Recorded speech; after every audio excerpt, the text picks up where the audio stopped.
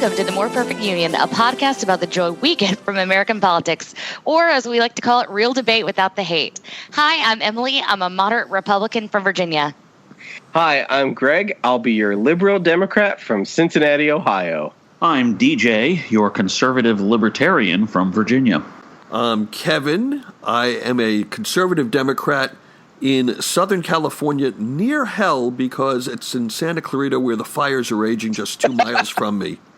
And I'm Cliff, and I am also a Republican from Virginia. So you can find us on the web at moreperfectunionpodcast.com, plus blogs and commentary. Like us on Facebook at facebook.com/moreperfectunionpodcast. And please rate and review us on iTunes. And if you get a chance, share us on Facebook.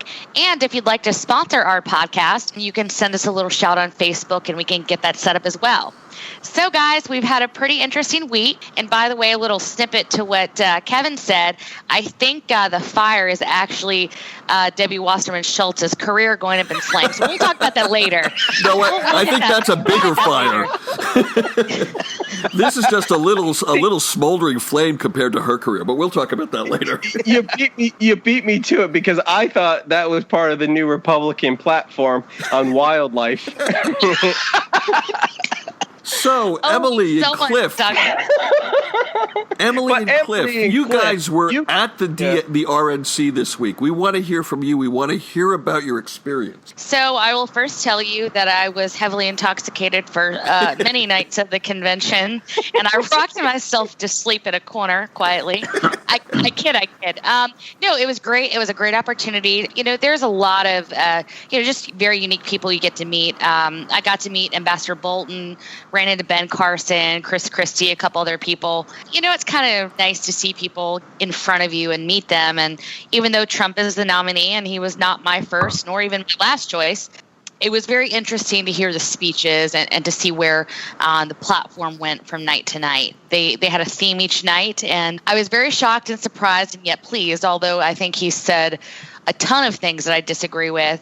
The one thing that stood out for me that Trump did say in his speech in the closing night is that he would stand up for the LGBT community, which is the first I've ever heard in the Republican Party at that level. So at least I can give him kudos for that. I got to say, that was the only part of the entire week that I liked, but I thought that was a classy moment too, especially when he acknowledged it. I love how each night was, make something America something again. And, I love branding and I just remember thinking, I wonder what tomorrow night's going to be. You were dealing with a consummate showman setting this up. It was one of the most well-crafted conventions I've ever seen. Okay, so Cliff, what was it like for you there? Okay, I was an alternate delegate from Virginia, which actually meant that I got to pinch hit on the floor a couple of times for my delegation because people have to go to the bathroom, people show up late, etc. It was exciting. Monday was very interesting from the perspective of, hearing the ayes and nays called and the call of the chair and the call of the floor not always lining up. I was honestly flabbergasted on Wednesday night when, I almost couldn't believe my ears when I was hearing the boos rising from the audience because these people had cheered Ted Cruz when he took the stage. Right. Well, that was planted, right? That they created those boos on purpose, right? I hadn't heard that, but it wouldn't. On the one hand, it wouldn't surprise me. On the other hand, given how things were going and given how the week had gone, it wouldn't surprise me if it was at least half spontaneous. Let me throw in this real quick, and specifically from our delegation, but it did make national news, is our former Attorney General, Ken Cuccinelli, who, I watched his career go up in flames, not that he cared, but they started to do what's called a roll call 39 vote, I believe it is. Is that correct, Cliff? It was a roll call vote, and I think it's either Rule 39 or Rule 40. Yep, that's what it is, yep. So basically what that was is if you can get 9 states to sign on. 7. No, I was told 9. Okay. Well, if it's 7 or 9, regardless, at one point there was word that there was 11. And then when they finally got to report, there was only 6, which obviously did not meet the cutoff to unbind delegates and roll into utter chaos. So our former Attorney General, who was the state delegation chair of Virginia, which that's a whole other issue. He picked up his credentials and threw them on the floor like a child in their terrible twos. So that was embarrassing, to say the least, for the Virginia delegation. But didn't he do that for the drama? And didn't he get a lot? I mean, you wouldn't know this because you were there, but he got a lot of press for that.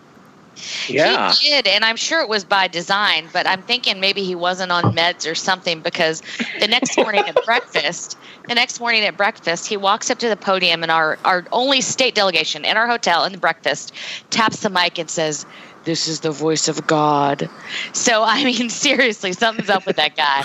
Don't know what. Okay. Well, I actually got to chat with him at the after party, if you will, back at the hotel that evening. From what I gathered, that was actually, as much as as much as there might have been showmanship, he moved on quickly, but his temper snapped. He was furious at what happened. And if you were in the hall on Monday, you would have noticed that there was an awful lot of stalling. The House band got an awful lot of time, and from what I heard, they had 9 or 10 states sign on to this petition to have a roll call vote on whether or not to pass the new rules. And I'm pretty sure that stalling was the party leadership trying to badger enough people to take their names off so that they wouldn't have the roll call vote. Yes, I was told that the secretary of the actual committee was held by armed guard and protected. So I heard there were some shenanigans to that, but every convention has this happen. I'm sure we'll see it next week too. Week too. Mm-hmm. So. Were there any speeches that you were like, I am just so proud to be here, and this will stick out forever? That's A. This is a two-part question. And B, were there any speeches that you just looked around and were like, what the hell am I doing here? Because the Steve King speech where he says, hey, white people are just awesome. That speech, I can't imagine everyone without looking around going, what are we doing here? What was the exact quote that he got a lot of heat for? I believe his exact words were, "No other group has advanced civilization as much as white people did," or something like that. That's exactly pretty much what it was. Nothing racist about that. I will say my most favorite. Yeah, we'll start with positive. What was your most favorite? Peter Thiel, the founder of PayPal. I think he was incredible. I think he's one of the only openly gay people, I think, to ever speak at the RNC, which I think was incredible and I was very excited about. And I mean, I was overwhelmed. He was a great speaker. And least favorite would be Melania Trump. Someone should have just kept her in her hotel room and given her a bottle of vodka. Here's what got lost in that. And you know what? We're making fun of Melania Trump. I'm sure she's a nice woman. She's not a public figure. But what has gotten lost in all of this was she actually did lift that material knowingly from Michelle Obama. Because if you believe the public story, if you believe the official story, she told it to her writer on the phone. Stop. Okay. Kevin, stop. Nobody believes the public story, so don't worry about it. Okay. Well, you know what? I don't either. So what do you think happened? What do you think happened? I would like Cliff to answer the question before I will begin my riff on this convention. Cliff, okay. Positive and negative. And then best speech in my mind, Giuliani. He gave an amazing speech. Okay. And I say that partially because I was in the room for that, and witnessing the dynamic between him and the crowd did wonders. Okay. So that was my favorite speech. I'm going to have to agree on the Melania. Really? She really turned you guys off? I mean, or was I don't want to use the word dead fish or cold fish, but was it just because she's just non-political, or? Well, the lines from Never Gonna Give You Up were pretty obvious. I remember shooting messages to some friends poking a bit of fun at this as the speech was going on, just because it was like, did I actually just hear that? She did an admirable job. I know English is not her first language. Oh, but she did a fine job. Yeah, I mean, you should hear my Slovenian. Oh Jesus! It's really quite bad. Okay, bad. So DJ, what's your take as the former Republican, now a libertarian / God knows what, who is not voting for Trump? What was your take on it? I am a capital L libertarian supporting Gary Johnson, and this week made me feel really glad in my decision to leave the party, and I will tell you why. First of all, the organization was a complete mess. Iowa and Colorado walked out on Monday. And of course, as we all now know, not only could the speechwriters not steal somebody else's speech without getting caught, but they couldn't agree that who should be thrown under the bus until 2 days later. Then comes Tuesday, where the nomination count comes in, and the delegates from the District of Columbia find out that they all voted for Trump, despite not a single one of them actually pledged to him, right, and various other shenanigans that went on in the count. Right. Wednesday, of course, is the fact that Ted Cruz got booed for saying, "Vote your conscience." Nice job, fellas. And then, of course, Thursday, where Trump came up and gave what was probably the vaguest pile of dreck that I have ever seen, read, or heard from a nominee at a convention. The only thing he was specific on was the rank protectionism that has been his stock in trade. Yes, I used the pun. Go suck it. For over 25 years. This was a complete embarrassment. And the fact that Rudy Giuliani, who has now veered way off of his national healer phase and back to his divisive mayor 1990s phase, managed to get such a response from the crowd, and that Trump got such a response from the crowd in his speech, says more about those delegates, and not in a good way, than it says about any of those speakers. But the fact of the matter is, this is a ticket, and this is a party that has clearly shown they are not interested in governing, and they are not ready for governing. Conventions are supposed to advance the party, advance the ticket forward to the people. This did none of that. And it says something. Not only, as far as I can tell, the only poll that actually had Trump ahead, the much maligned Rasmussen poll, actually had Trump's lead shrink during the convention. This will get him no bounce. I didn't know that. Anything he may have gained out of it was wiped out by the fact that he went back to the conspiracy theory on Ted Cruz. And by the time Hillary Clinton announced that Tim Kaine was his running mate, basically the convention was only remembered by those who would rather forget it. And you forgot Scott Baio, Anthony Sabato Jr. screaming about Muslims, Benghazi mothers. I mean, it was kind of a mess. With all that said, I really, and I don't mean this sarcastically, I'm glad Emily and Cliff got a chance to experience an RNC because they are kind of cool. But it's great. It's great. It was a mess, like DJ said. I just want to throw in here that for those who've been longtime listeners, you know that DJ and I started this podcast at very opposite ends of the political spectrum. He being a conservative Republican, me being a moderate liberal Democrat.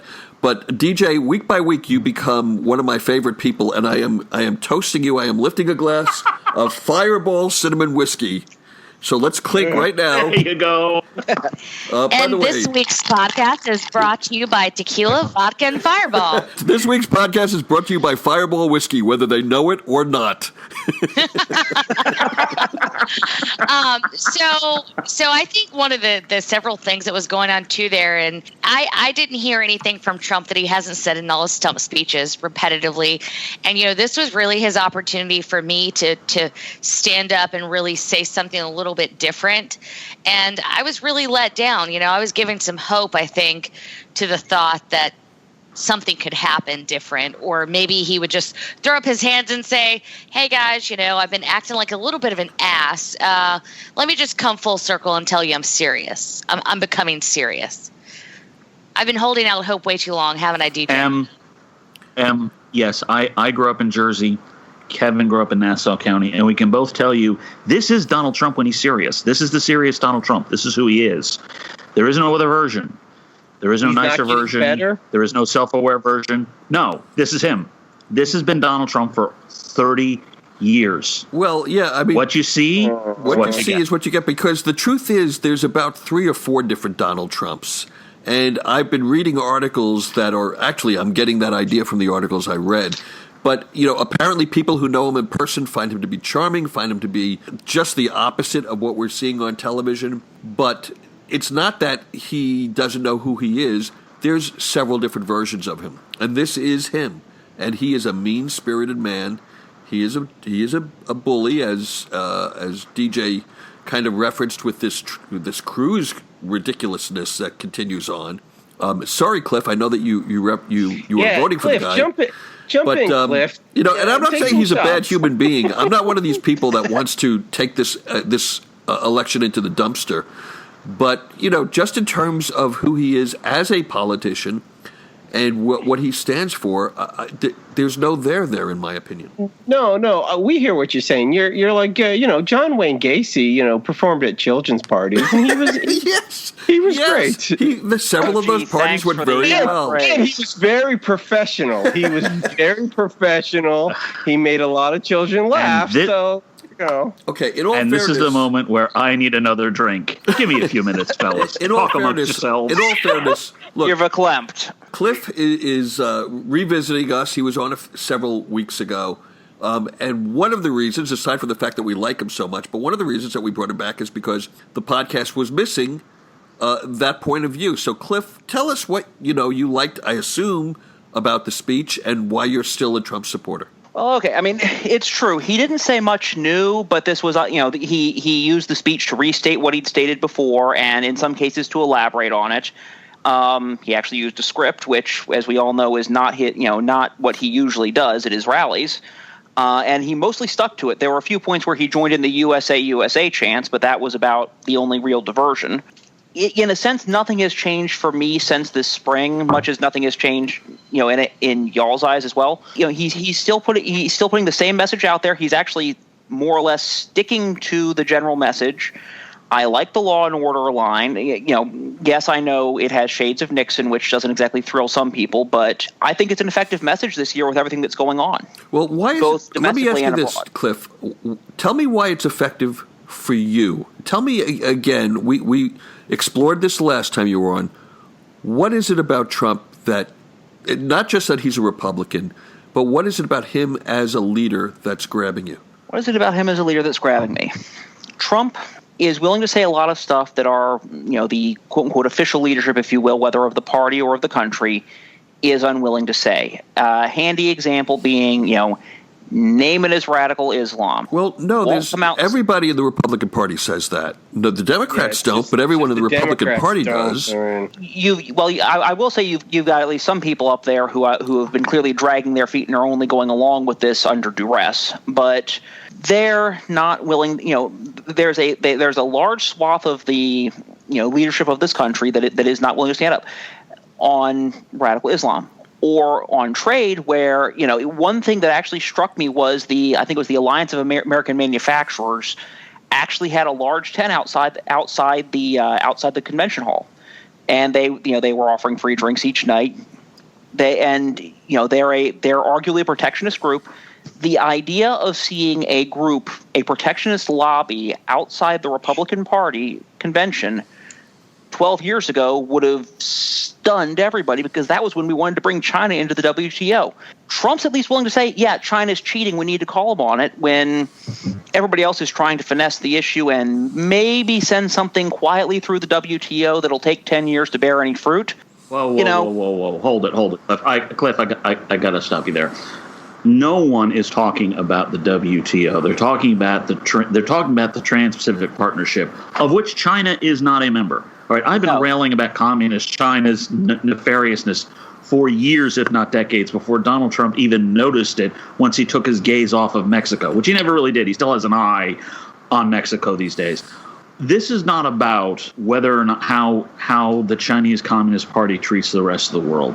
This is about Donald Trump and the National Association of Protectionist Manufacturers. And there's no argue about it. They've been a protectionist organization for decades. This is about these people essentially trying to convince Americans that all trade and all free trade is bad. It's not just about communist China. Trump rails about Japan and Mexico far more than he ever rails about communist China. And when he does rail about communist China, he talks about, I can make better deals. He uses his real fire and his real anger for the Republic of Mexico and for the Empire of Japan. Communist China has been an afterthought that he has thrown on because he realizes that it gets people's attention. we have some other things going on in Yes. Virginia that we kind of forgot about. Yes, like, for instance, the Democrats. Yes. They're also in this election. Yay! And they, it's a big week. And they Hillary are. picked a vice presidential running mate this week.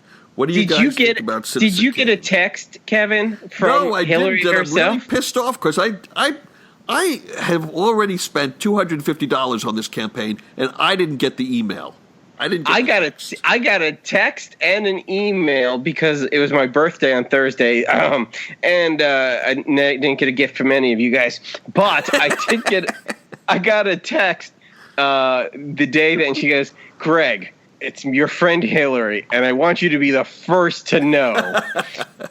I picked Tim Kaine, and then the New York Times, because Kevin, as we all know, Kevin is so jealous. Greg got the love letter from Hillary Clinton. I am very jealous. I want to know what I did wrong. And then it said underneath it said, "Do you like me?"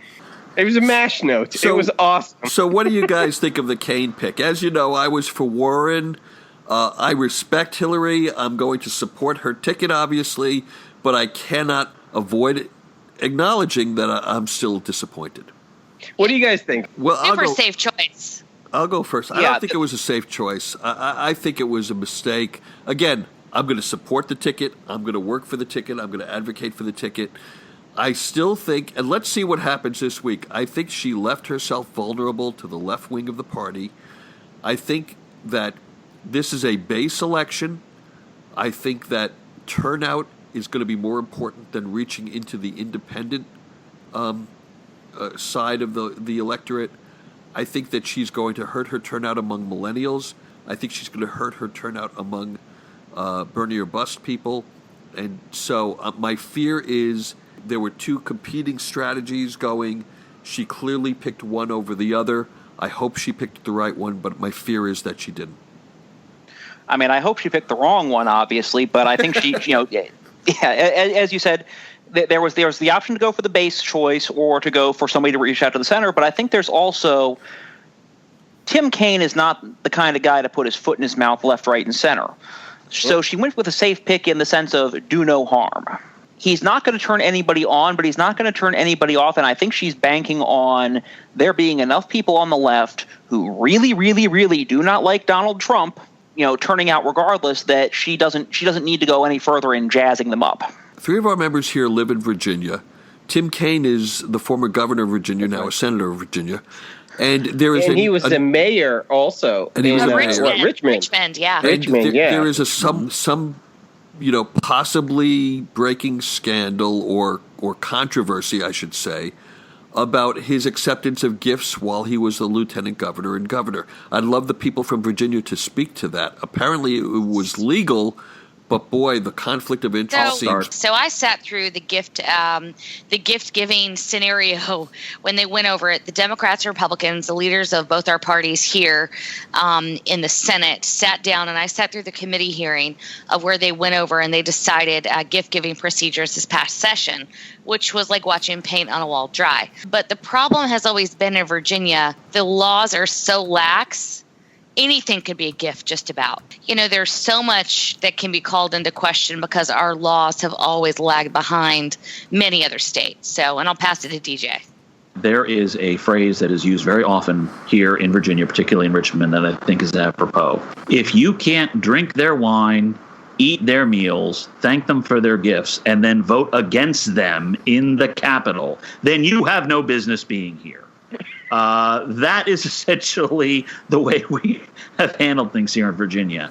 And the fact that this very sort of thing was essentially tossed out on its ear by the Supreme Court in the Bob McDonnell case as are you really telling me that this is criminal? Have you completely lost your effing minds?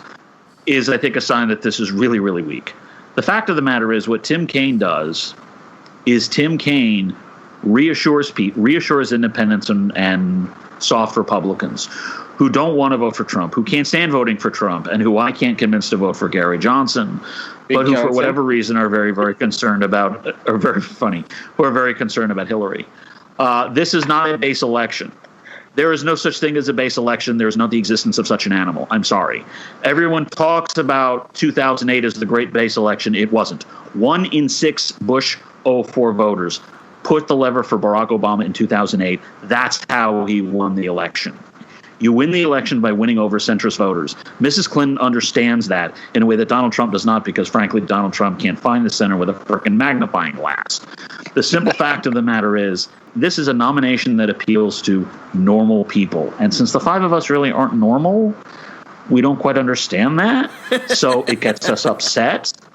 But to actual normal voters, they look and they go, okay, this guy has experience as a senator, he has experience as a governor, he has experiences as a mayor, so he has local experience, so he can address some of the law enforcement stuff that's been going on lately.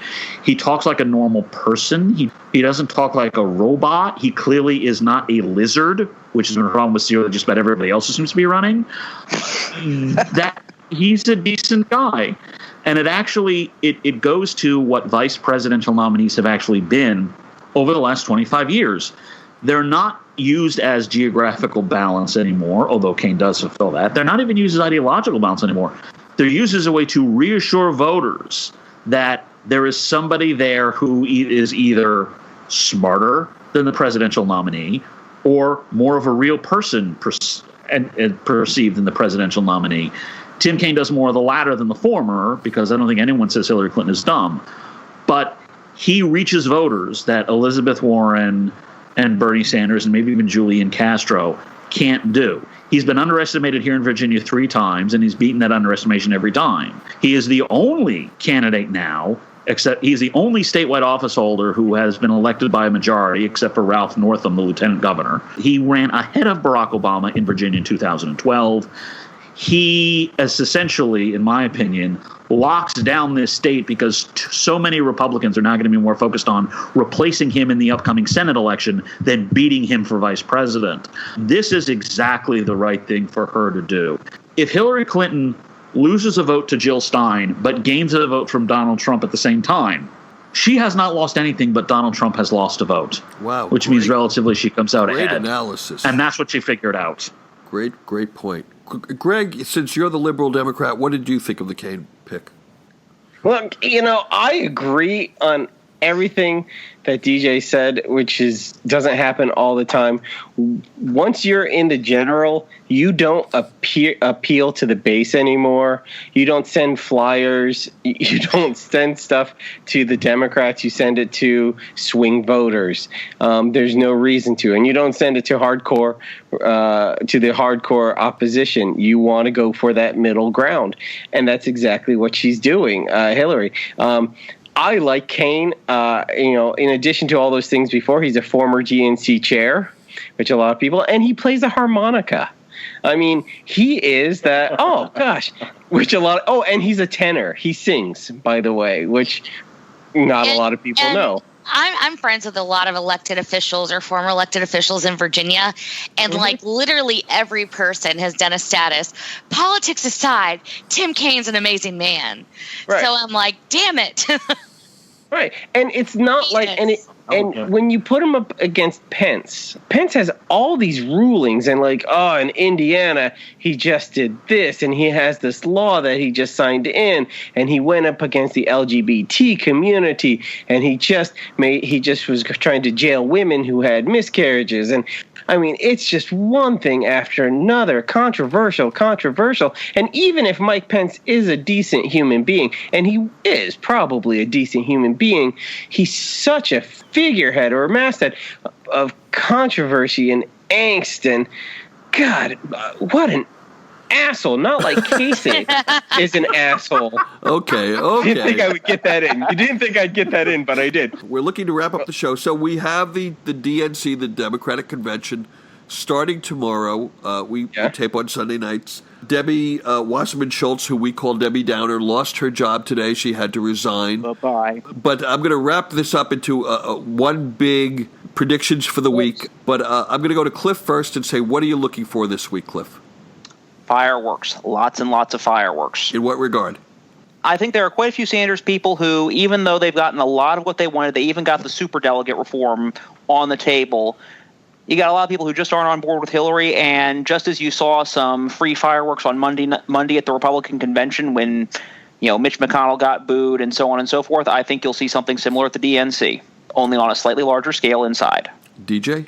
I think what we're going to see is we'll see some interesting things on perhaps Monday or Tuesday, but I think Mrs. Clinton and Tim Kaine will get I think they're going to get a large bounce out of the Democratic convention, and I think by the time we have this discussion, you will see polls that have her lead back in double digits.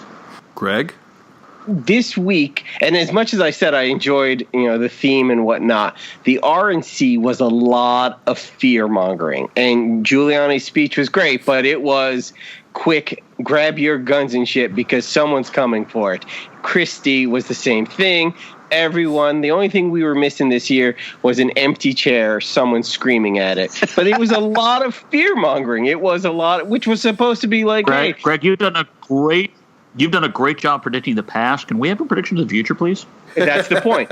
This next week, what we're going to see, and what I hope to see, is the exact opposite. We're going to see, hey, you know what's really great about America, and what's awesome is, hey, this is the unemployed, and this is where we were 8 years ago, and this is where we are. You know what's awesome? We are. You know what? We're going to scream USA, and we're going to mean it because we're awesome. We're going to have Jack Black doing guitar solos with Beyonce, and, it's going to be just amazing. And we're going to have A-list celebrities, not Scott Baio. It's going to be awesome. Okay, we got it. Okay. It is. Yeah.